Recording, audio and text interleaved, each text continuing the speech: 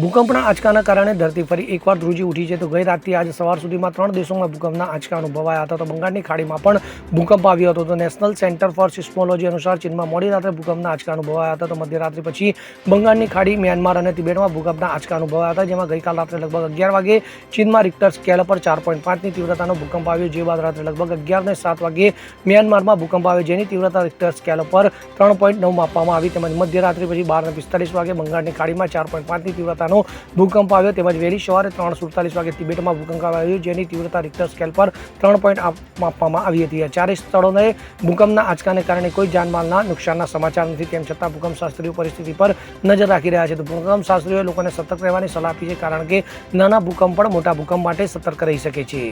Bureau report, CN24 news. હવે જુઓ દેશ દુનિયાની તમામ ખબરો તમારી આંગળીના ટેરવે. ઉઠાવો મોબાઈલ અને ગૂગલ પ્લે સ્ટોર પરથી ડાઉનલોડ કરો અમારી CN24 ન્યૂઝ મોબાઈલ એપ.